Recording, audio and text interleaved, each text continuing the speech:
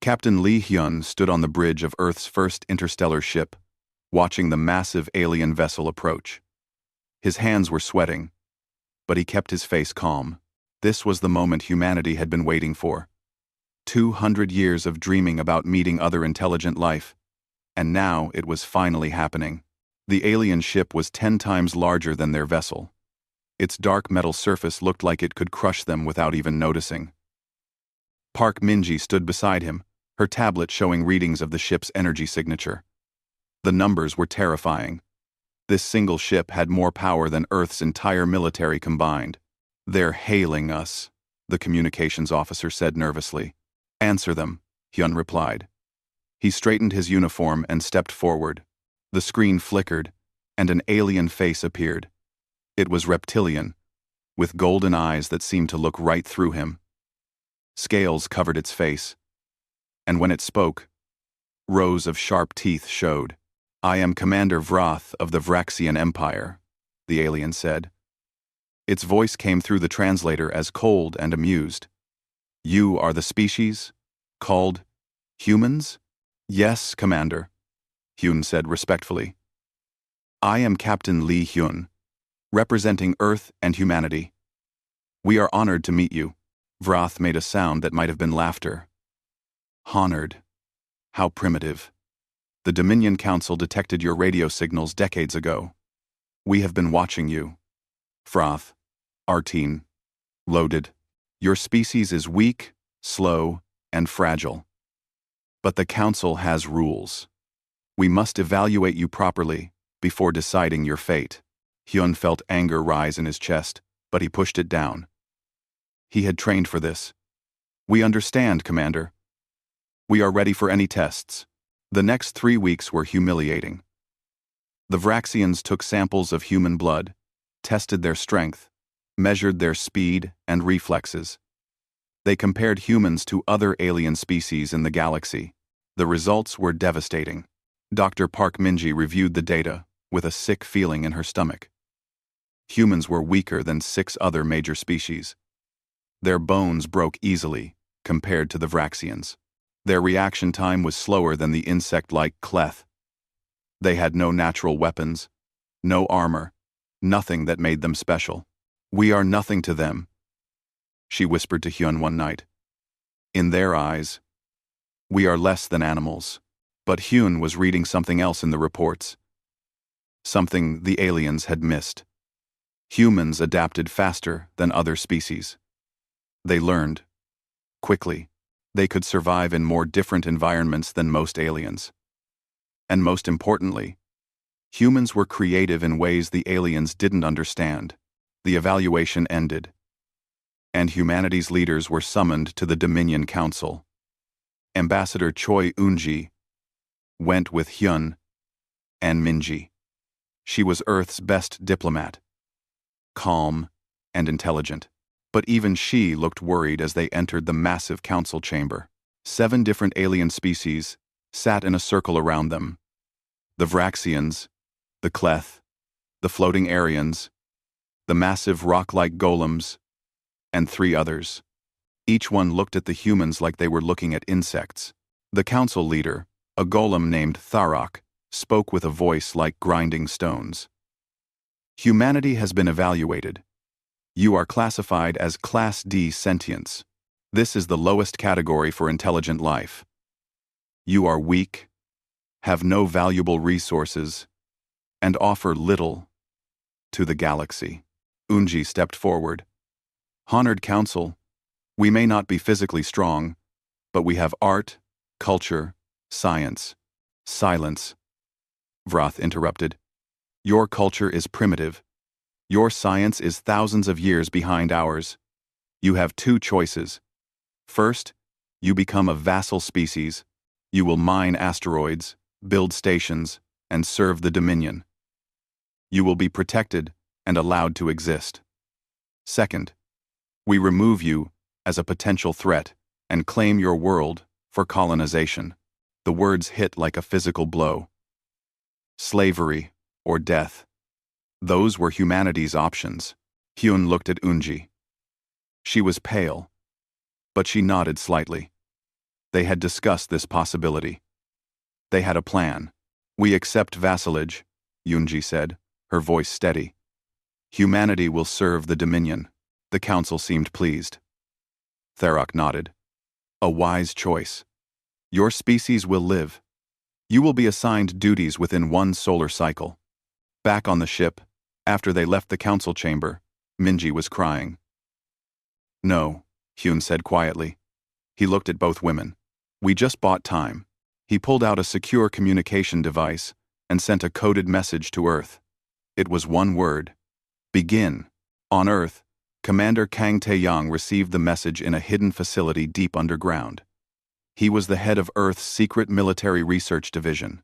Around him sat the greatest scientific and military minds humanity had.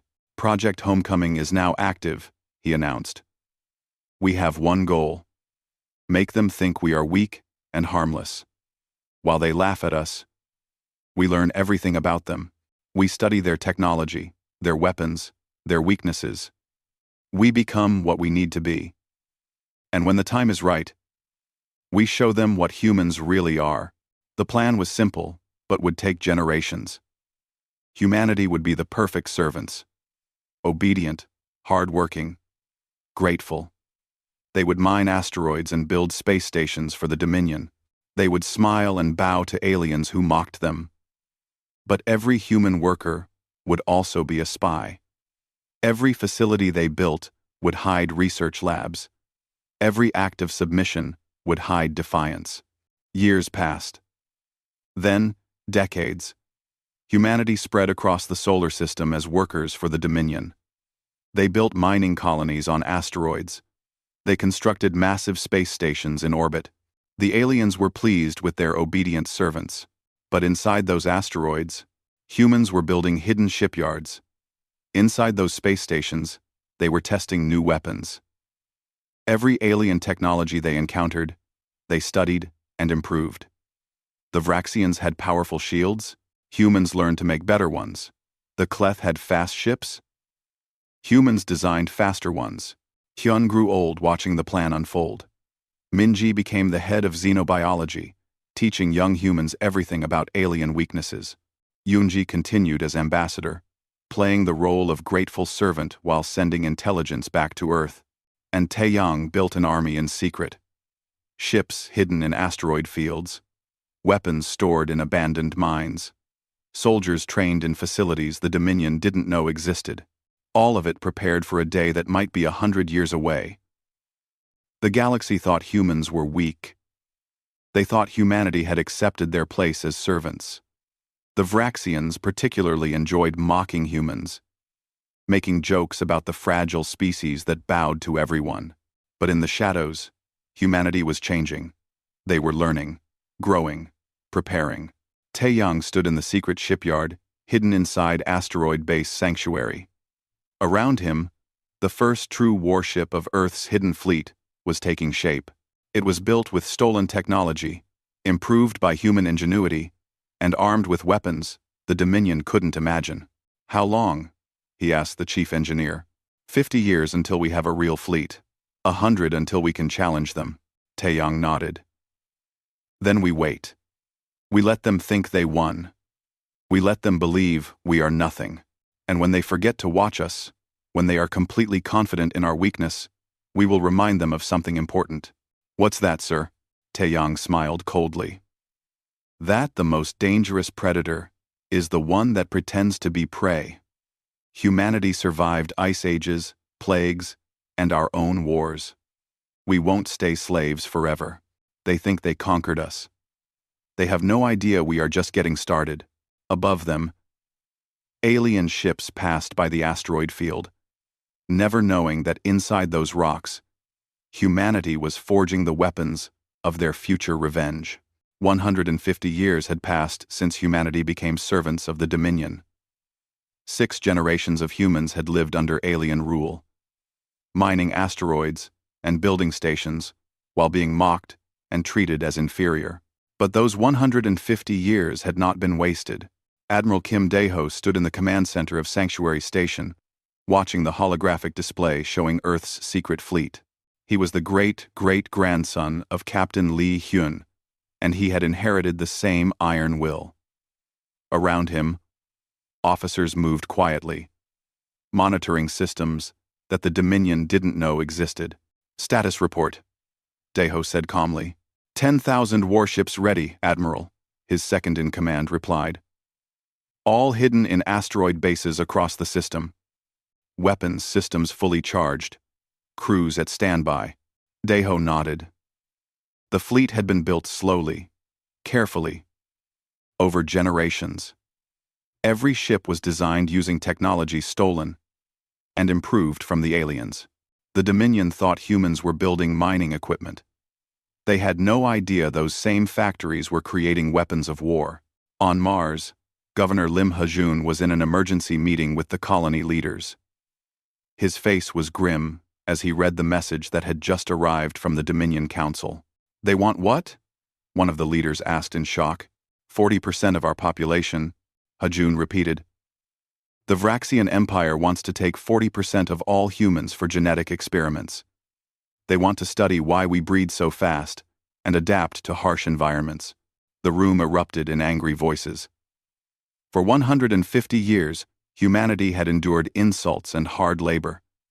They had swallowed their pride and played weak. But this was different.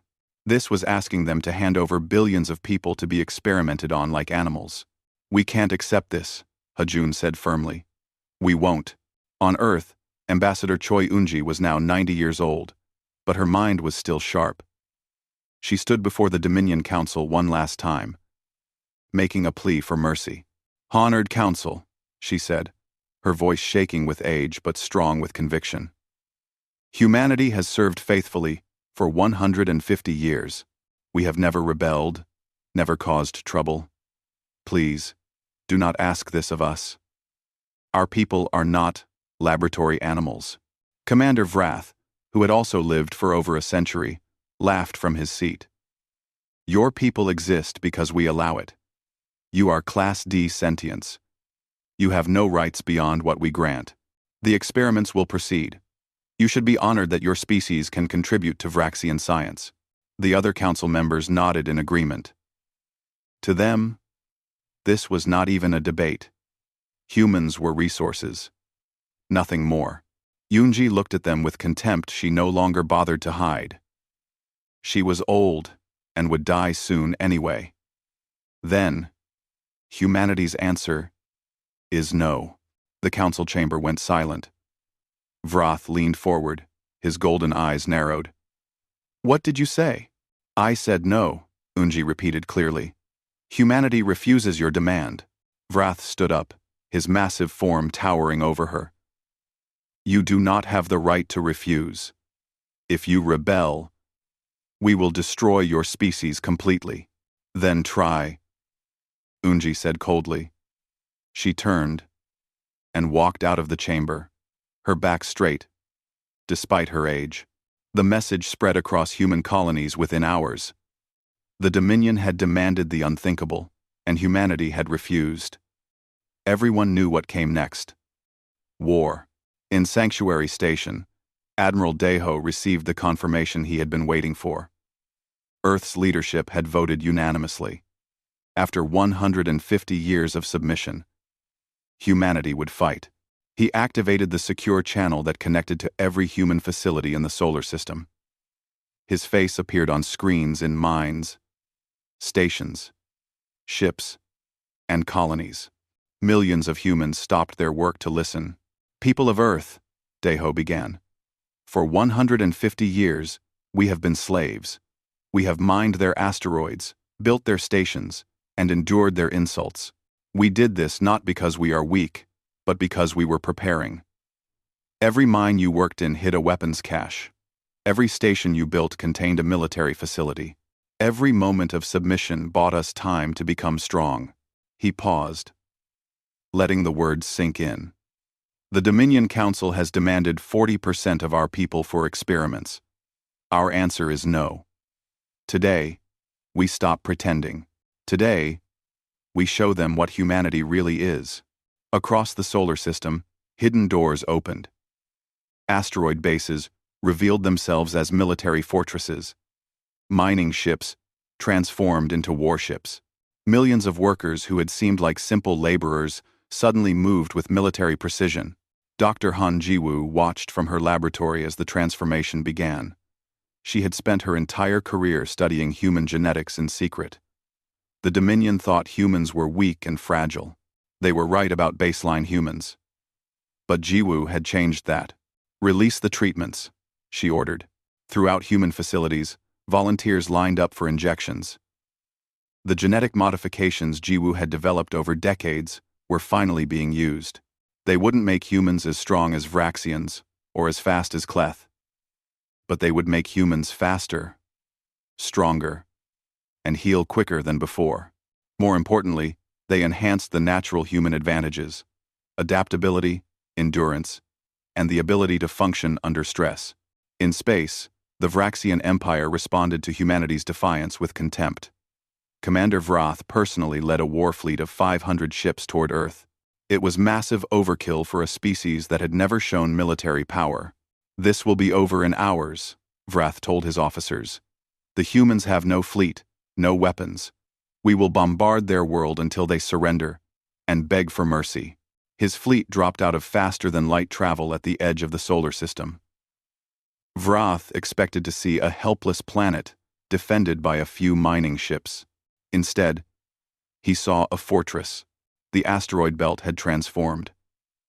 Every asteroid revealed weapons platforms, shield generators, and missile batteries. Space stations that had seemed civilian were now bristling with guns.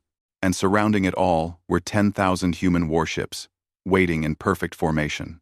Vrath stared in shock. "Where did they get those ships? Our intelligence said they had nothing." Admiral Daho's face appeared on the Vraxian communications screen. "Hello, Commander Vrath. Remember me?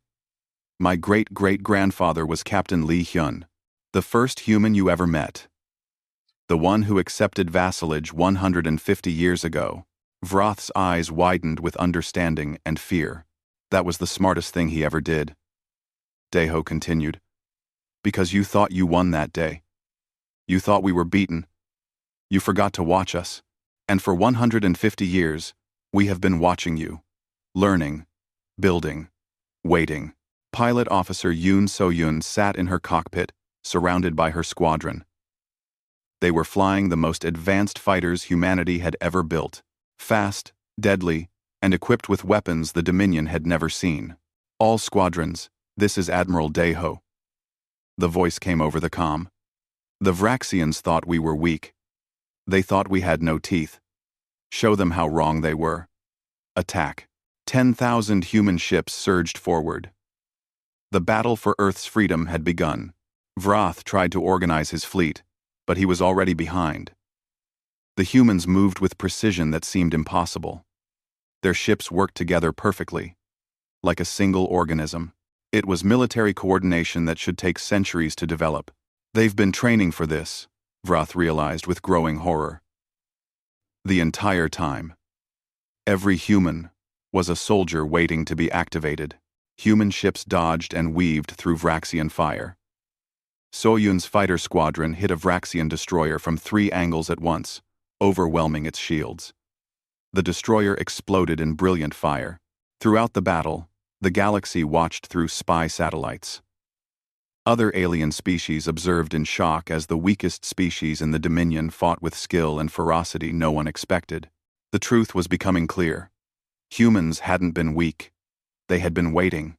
The Battle of Sol raged for 4 hours, and in those 4 hours, the galaxy's understanding of humanity changed forever. Fleet Admiral Park Jin-seo commanded the human forces from the flagship Retribution. She had trained her entire life for this moment. Around her, tactical displays showed the battle unfolding exactly as they had planned. "Vraxian flagship is attempting to flank our left wing," an officer reported. "Let them," Jin-seo said calmly. What looked like a weak point in the human formation was actually a carefully planned ambush. When the Vraxian ships moved to exploit it, they found themselves surrounded by human vessels that had been hiding behind asteroids. The trap closed like a vice. Commander Vrath watched in disbelief as his tactical advantage disappeared. How do they know our every move? It's like they can read our minds. But it wasn't mind reading.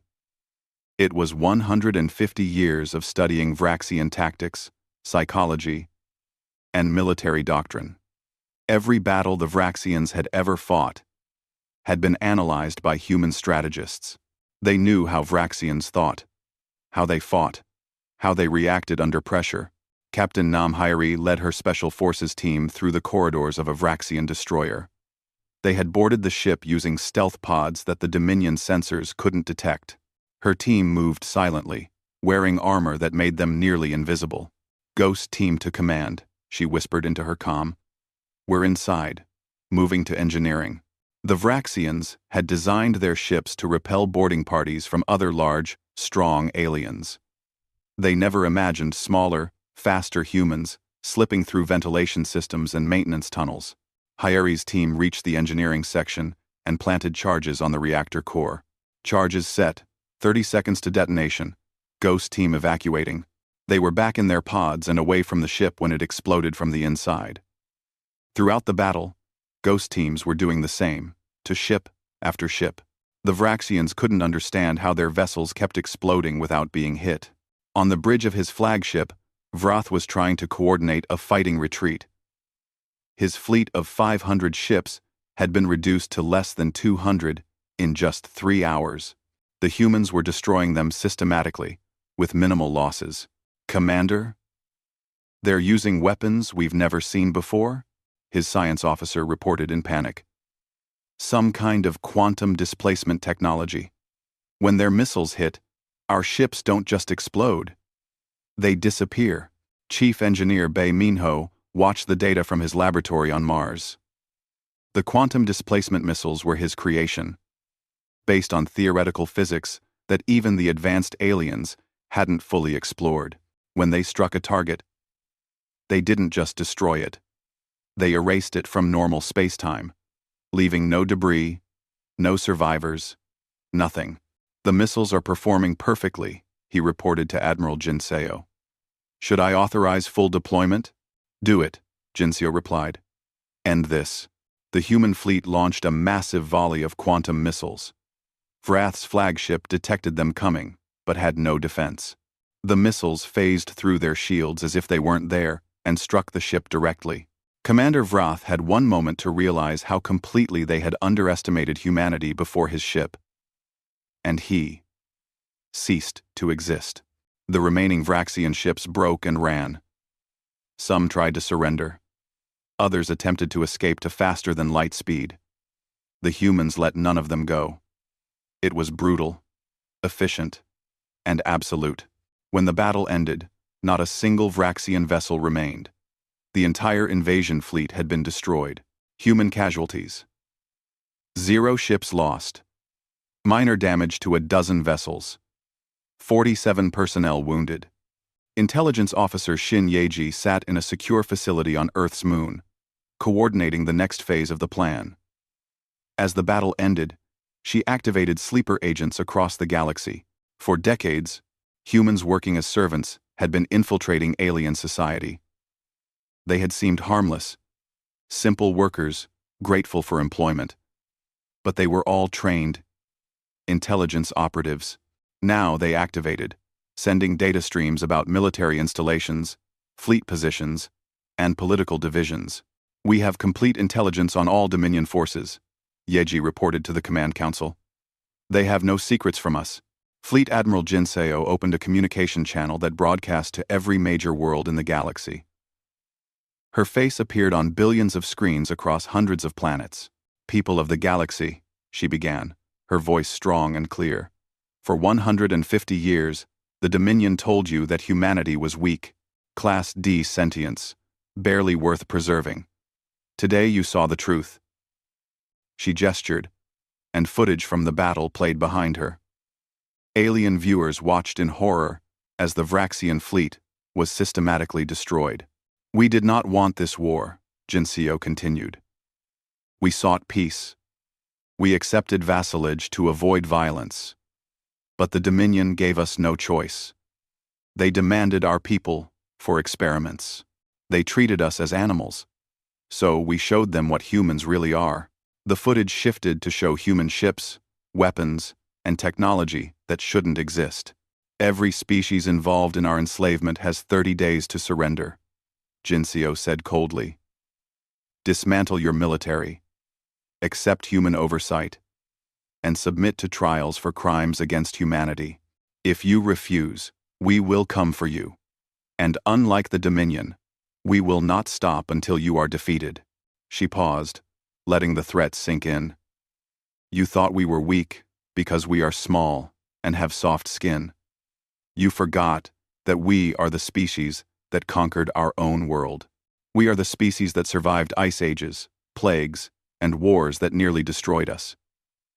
We are the species that looks at impossible challenges and says, "Watch me." The broadcast ended. Across the galaxy, the Dominion Council convened in emergency session. Of the 7 species, 6 were ready to discuss surrender. Only the remaining Vraxian representatives insisted on total war. We cannot let this stand, the Vraxian ambassador hissed. They are inferior. This was luck. We will crush them with our full might. But the other species weren't convinced. They had seen the battle. They had seen technology they didn't understand, and tactics they couldn't counter. More importantly, they now knew that every human in the galaxy had been a potential spy or saboteur for generations. The insect-like Cleth ambassador spoke in clicks and whistles that the translator rendered as words. They prepared for this for 150 years. They planned it before any of us were born.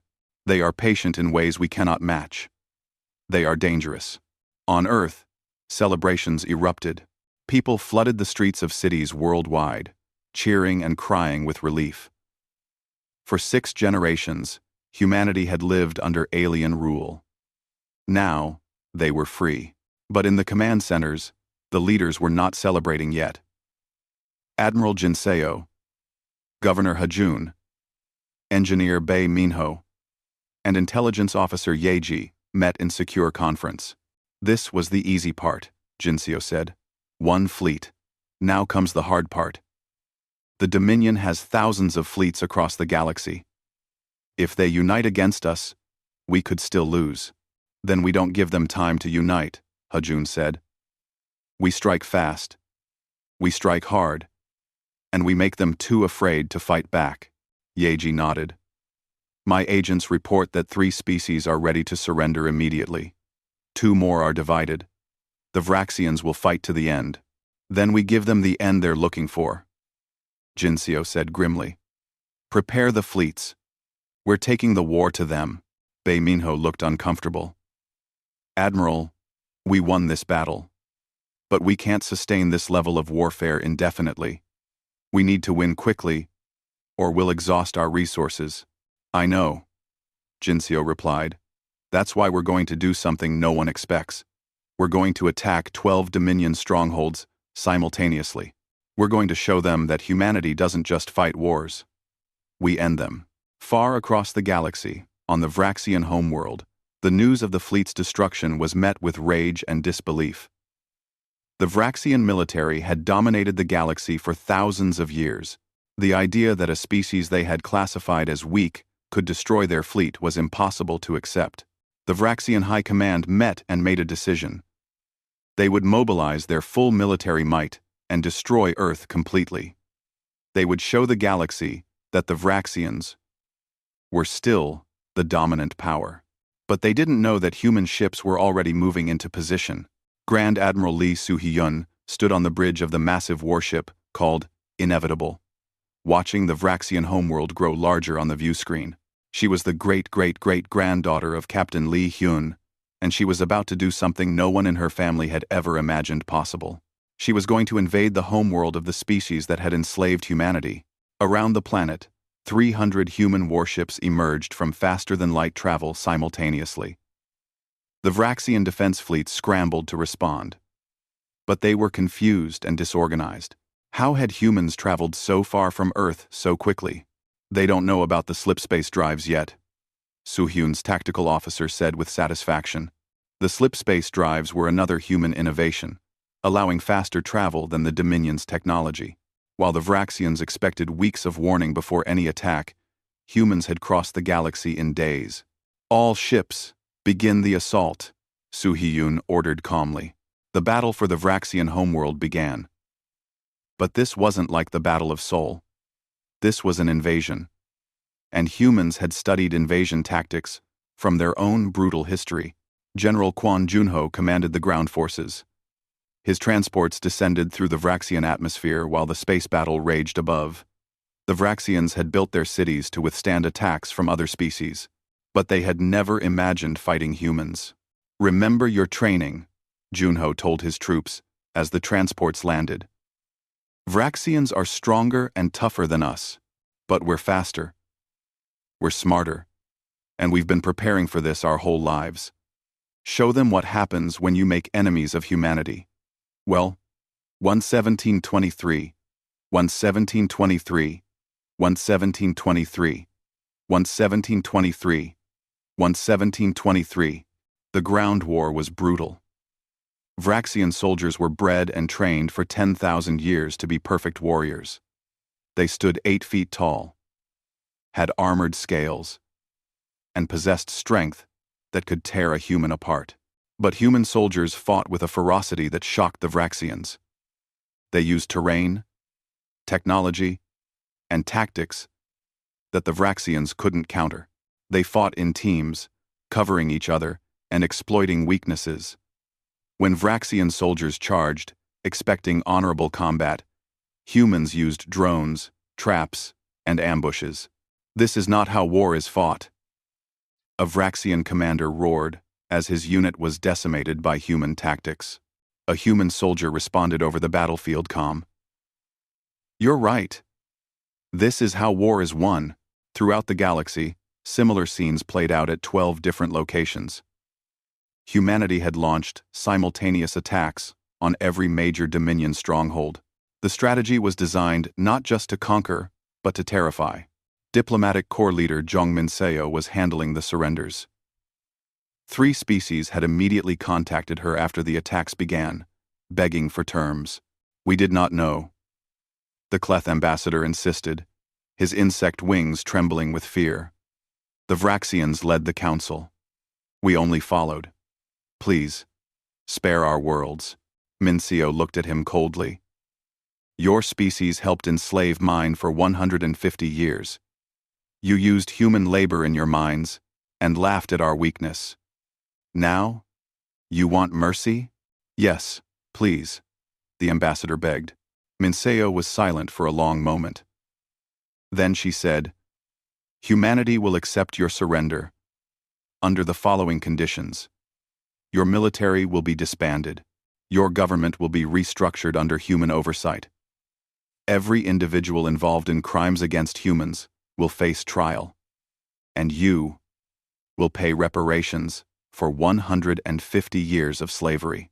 The ambassador agreed immediately. 2 other species made similar deals, but 2 species refused to surrender and vowed to fight to the end. Dr. Song Ariam launched the next phase of the human campaign. She was a specialist in psychological warfare, and she had a plan to break the will of the remaining Dominion species. "Begin Operation Mirror," she ordered.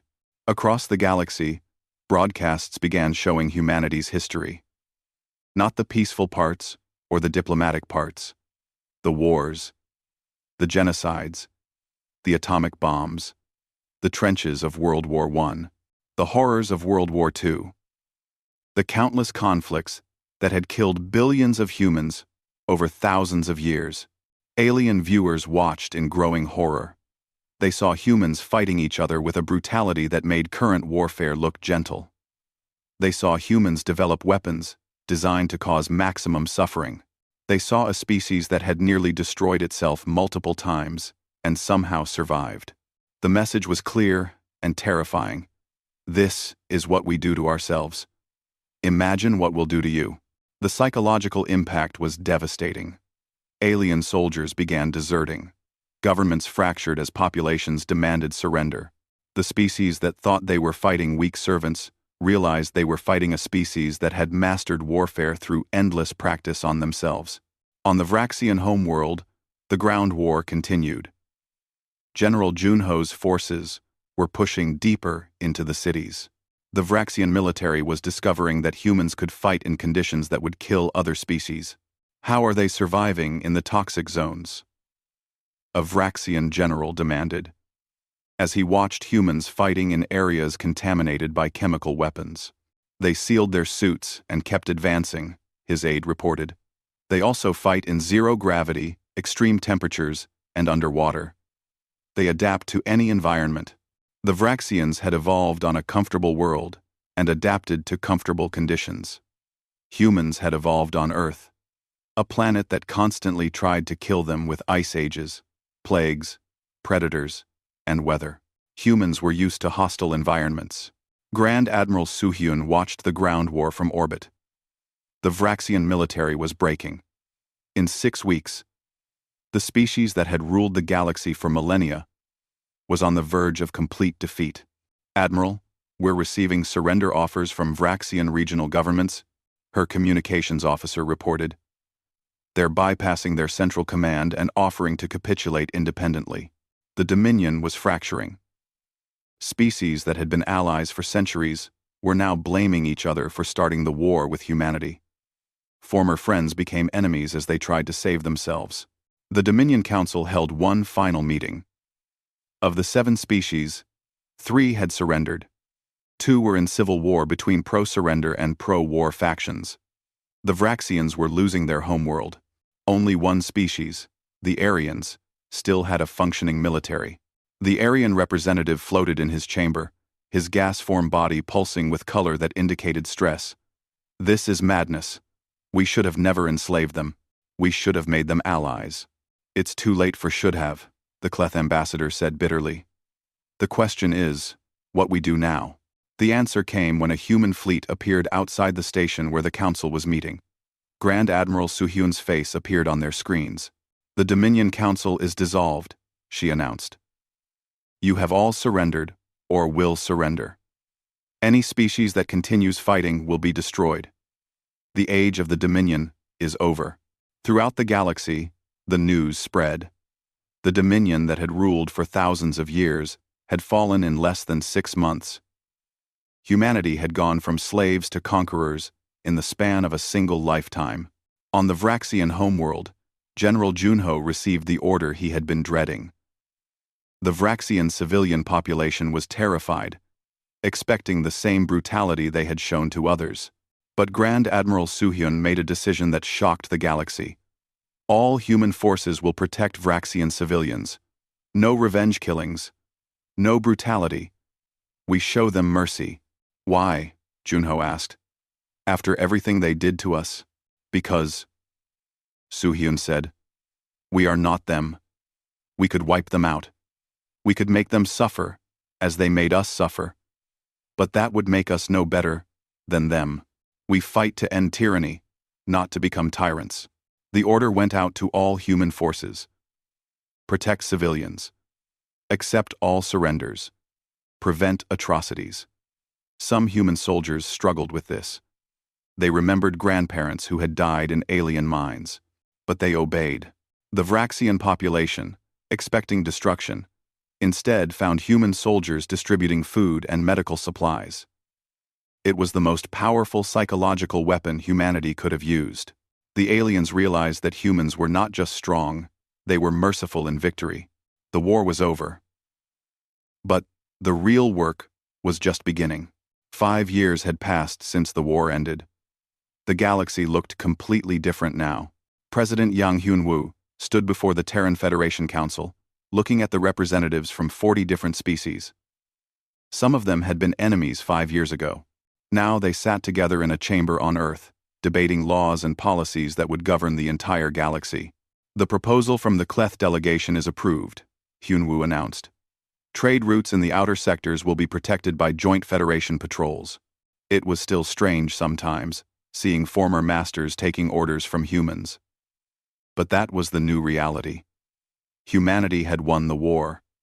And now, they were building the peace.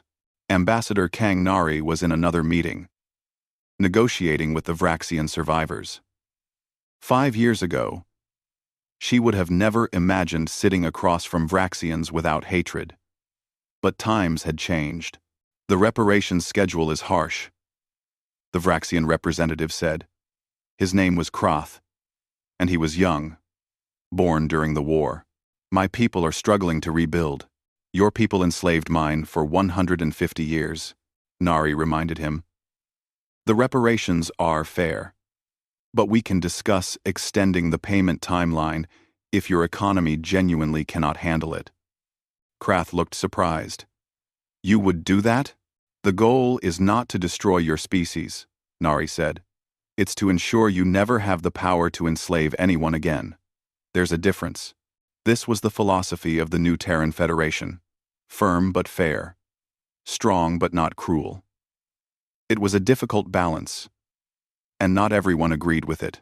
Fleet Admiral An Tae-young commanded the Federation's military forces. He had fought in the war and remembered the brutality of the Dominion. Some days, he wondered if they were being too soft. Another pirate raid in Sector 7, his aide reported. Former Vraxian military, who refused to accept the peace. Dispatch the Third Fleet, Tae-young ordered. Standard rules of engagement. Try to capture them alive if possible. The Federation military was the largest and most powerful in the galaxy. Human ships patrolled trade routes that once belonged to the Dominion. But unlike the old regime, they protected all species equally. Human, Cleth, Vraxian, it didn't matter. Everyone had the same rights under Federation law. On a protected world called New Vrax, the surviving Vraxian population was learning to live in the new order. The planet was comfortable and suitable for them, but it was monitored by Federation satellites. They could rebuild their culture, but they could never again build a military that threatened others. A young Vraxian named Sith stood in a classroom at the University of Earth. She was part of the first generation of Vraxians to study on Earth. Her classmates were humans, Cleth, Aryans, and others.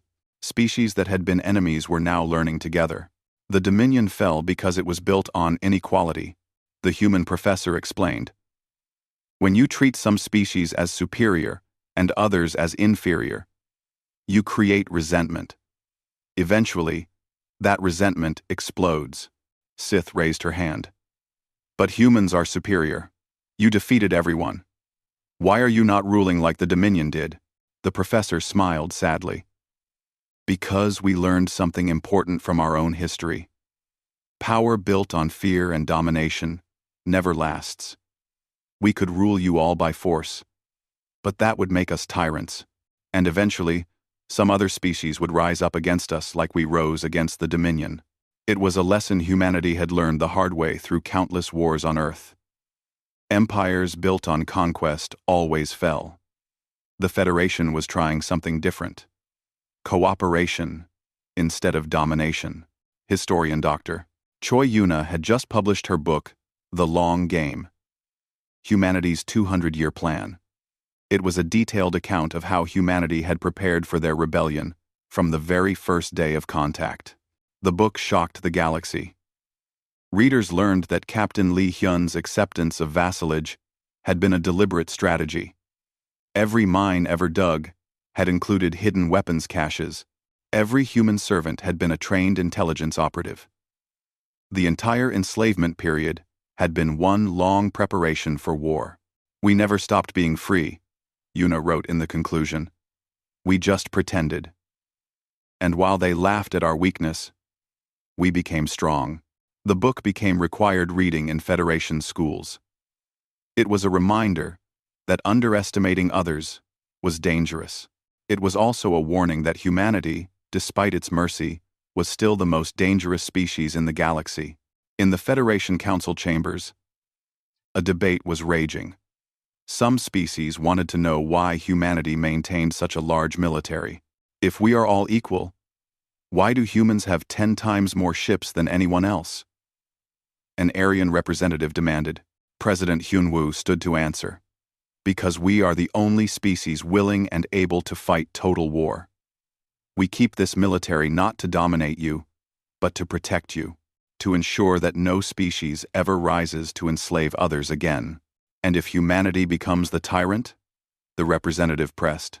Hyunwoo met his gaze calmly. Then you will have the same choice we did. Submit or fight. But I promise you this. As long as I lead, humanity will use its strength to protect, not to conquer. It was a promise that meant everything. The Federation's survival depended on humanity keeping its word. On the 5th anniversary of the Federation's founding, a massive celebration was held on Earth. Representatives from every species attended. There were speeches, ceremonies, and displays of culture from across the galaxy. The highlight was when the elder Vraxian matriarch, one of the few who remembered the Old Dominion, approached President Hyunwoo in front of billions of viewers across the galaxy. She bowed deeply, a gesture of submission that Vraxians rarely showed. On behalf of my species, I acknowledge what the Dominion did to yours. We enslaved you. We mocked you. We planned to experiment on you. We deserved destruction. The chamber was completely silent. But you showed us mercy, she continued. You could have wiped us out. Instead, you protected our civilians. You gave us a world to rebuild. You allowed our young to learn in your schools. This is a debt we can never fully repay. Hyunwoo helped her stand. We do not want repayment. We want coexistence. The old way led to war and suffering. The new way leads to peace and prosperity. That is enough. The moment became a symbol of the new era. Former enemies standing together, choosing cooperation over conflict. But not everyone was happy with the peace. Fleet Admiral Taehyung dealt with resistance groups across the galaxy. Some Vraxians wanted to reclaim their former glory. Some humans wanted revenge for past suffering. Extremists on all sides rejected the idea of cooperation. There will always be those who prefer war to peace, Taehyung told his officers. Our job is to stop them before they can drag everyone else into conflict. In a quiet classroom on a space station orbiting Jupiter, a young alien child asked her human teacher a question. The child was Cleth, her insect features making her expression hard for humans to read. But her curiosity was clear. Teacher, why did your people pretend to be weak for so long? Why not fight from the beginning? The teacher was a veteran of the war, an old soldier who had fought at the Battle of Seoul. She thought carefully before answering, because we knew we couldn't win immediately. If we had fought when they first arrived, they would have destroyed us. We were weak then, so we pretended to accept it. We bowed our heads. We worked in their minds. And every day, we got stronger. We learned. We prepared. And when we were finally ready, we showed them the truth. What truth? The child asked. The teacher smiled. That there's a difference between being weak and choosing not to show your strength. We weren't pretending to be weak. We were choosing patience over pride. And that patience saved our species. The child considered this. So humans are the strongest species? Physically? No, the teacher admitted. Vraxians are stronger. Cleth are faster. Aryans can survive in environments that would kill us. But humans are patient. We endure. We adapt. And we never, ever forget. Outside the classroom window, ships of a dozen different species passed peacefully. Human ships, Vraxian ships, Cleth ships, all flying under the Federation flag. It was a sight that would have been impossible just 5 years ago. President Hyunwoo gave his anniversary speech from the Federation Council chambers. His words were broadcast to every inhabited world in the galaxy. 5 years ago, we won a war, he began. We defeated the Dominion. We freed ourselves, and others, from tyranny. But winning the war was the easy part. Building the peace is harder. He paused, looking at the diverse faces in the chamber. Humanity has a dark history. We fought terrible wars on our own world. We killed each other by the millions. We developed weapons that could destroy entire planets. We know the cost of war better than anyone. That is why we fight so hard for peace now. Not because we are weak. not because we fear conflict, but because we know where conflict leads. We know the price of hatred and revenge. His voice grew stronger. So I make this promise to the galaxy. As long as humanity leads the Federation, we will use our strength to protect all species. We will enforce the law fairly. We will prevent tyranny. But if anyone, human or alien, tries to enslave others again, they will learn why our history is written in blood. It was both a promise and a warning.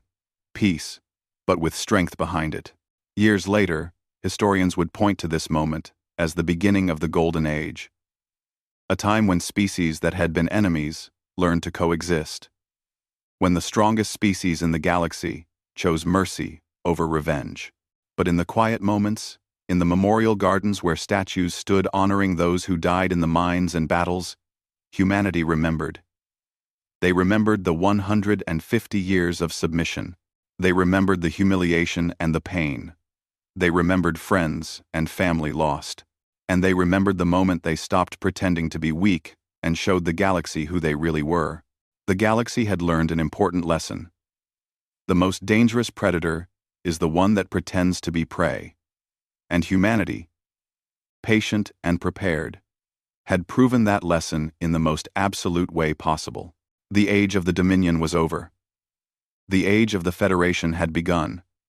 And humanity, once dismissed as weak and worthless, now stood as protectors of the galaxy they had conquered, not through cruelty, but through strength tempered with mercy.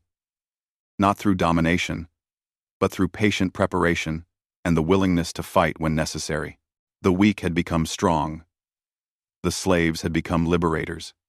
And the galaxy would never underestimate humanity again.